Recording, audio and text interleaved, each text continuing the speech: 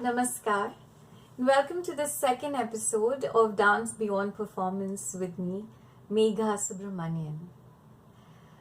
Today I'm going to talk to you about how I classify the various aspects of an Indian classical dance form. So I've come up with 4 aspects of the Indian classical dance form. The one is the physical aspect. Any dance has a physical aspect to it. The thing with Indian classical dance form and the way it employs physicality is definitely different from a lot of other forms. For example, in every Indian classical dance form, the movement of the eyes, the use of the eyes, the gaze is very important. Also, our neck movement and hand movement and leg movement. There are very, very specific techniques involved in the physicality of the dance form. The second thing is the rhythm. There are 35 talas. So how do you employ these talas? Of course, we don't employ all the 35 talas. We use some of them more frequently than the others. So how do you move to the beat? Now that's really important because we are focusing a lot on precision. Of course, you can experiment a lot with it after you've learned the form. And how do you fit movements in between the beats? That is also, a lot of people are doing that too, and that is a great thing to experiment with as well. The next thing is the emotional aspect. So we're always telling stories, and we are telling Indian stories. And a lot of them are Hindu stories, and the reason they are Hindu stories is because the forms existed before the invasion of the Mughals and the British. And today you will find that there are dancers incorporating gods from other religions as well in their performances, which is great, which is evolution of the form. So that is your emotional aspect, which is that you're telling stories of all these gods and you're connecting with their emotions, and then you're also connecting your emotion when you're becoming that person or that god or the character that you're playing, because we're always telling stories. Then the last aspect, which is the spiritual aspect, who are we telling stories of? Yes, we're telling stories of human beings as well, which is people like you and me in this plane of earth.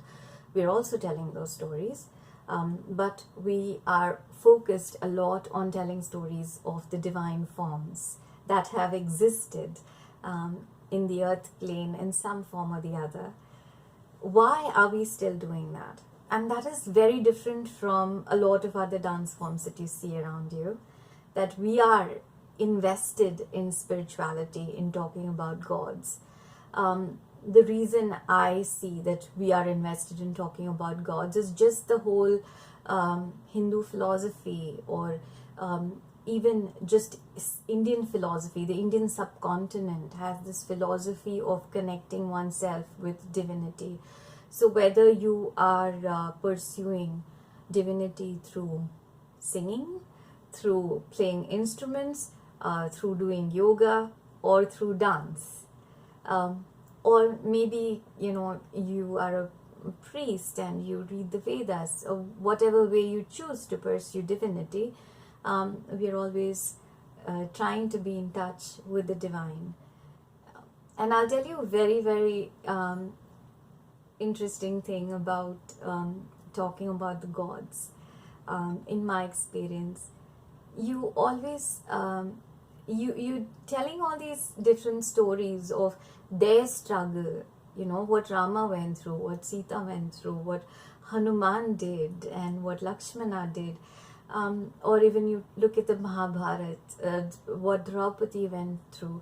You're talking about all of these beings and their troubles and their worries and their dilemmas, Arjuna's dilemma, and how does the divine solve it for them, and or maybe how does Rama solve his own problems, how does Hanuman solve his own problems. And every time you're telling those stories, you feel connected. I am like that. I have been through that situation, and okay, so if he did it, can he guide me on this path, or I can be like him? So every time you do that, it reminds you of your own divinity, of your ability to be divine. Not that we become gods when we do this, but your ability to be divine, your ability to be compassionate.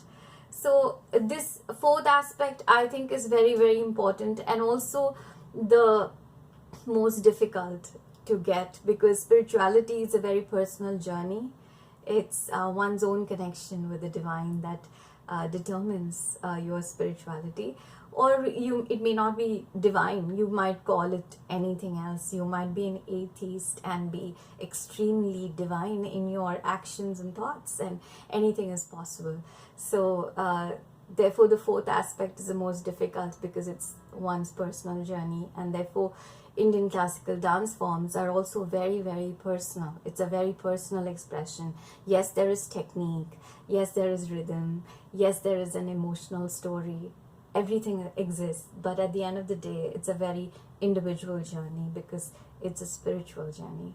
So these are the 4 different aspects that one can divide Indian classical dance forms into: the physical, the rhythmic, the emotional, and the spiritual. So I'll come back for more in the next episode and get into details of each of these aspects. Namaskar. May peace be with us.